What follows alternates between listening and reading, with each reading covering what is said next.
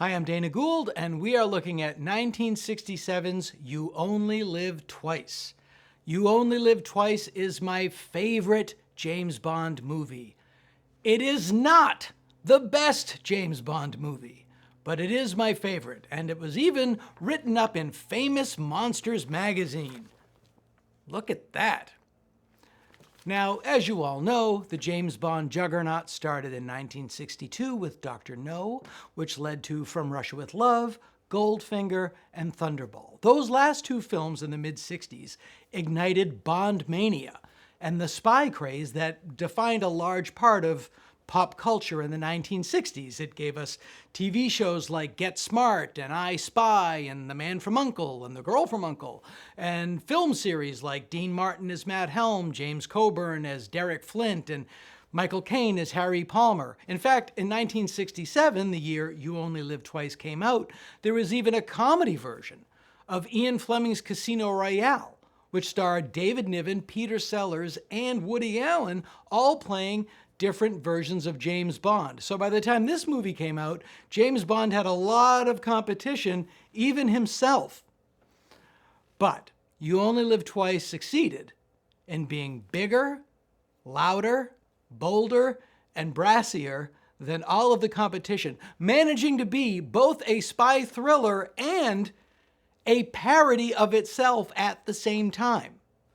But the main selling point of the film was the tagline of the poster, that despite all of that competition, Sean Connery is James Bond.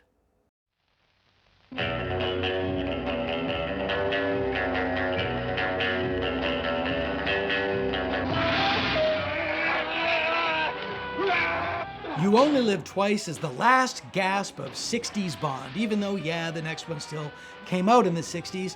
This is the last film where James Bond looks and dresses like Don Draper. It was filmed on location in Japan in 1966, and many of the supporting roles, including Bond girls Mia Hama and Akiko Wakabayashi, were played by actors that I, as a kid, was already familiar with from Godzilla movies. So watching this on the ABC Sunday Night Movie with Ernie Anderson announcing, "Tonight, you only live twice," with its opening scene of 1960s Tokyo, it was like James Bond was in a Godzilla movie. There was even a spaceship.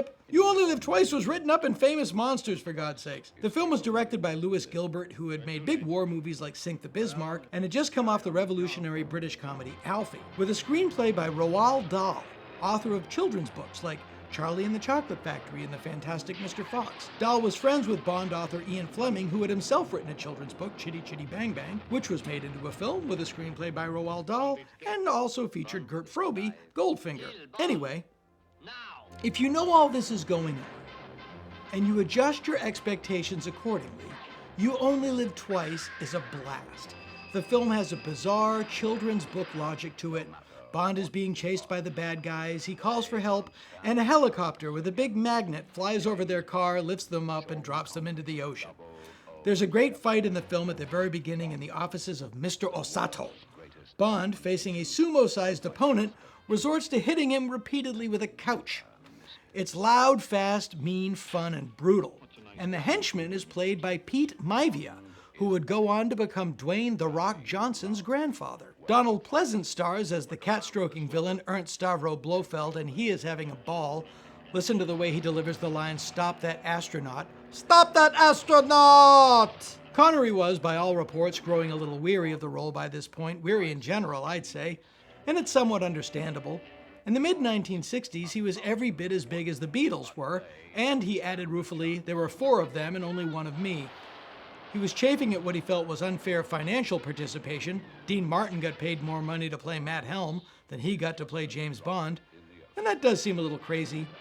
And the fact is, the press in Japan hounded him relentlessly, with one photographer following him into a restaurant toilet.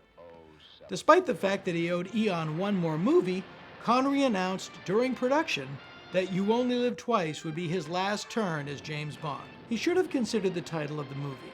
He would inevitably come back to the role, not once, but, no, you get it.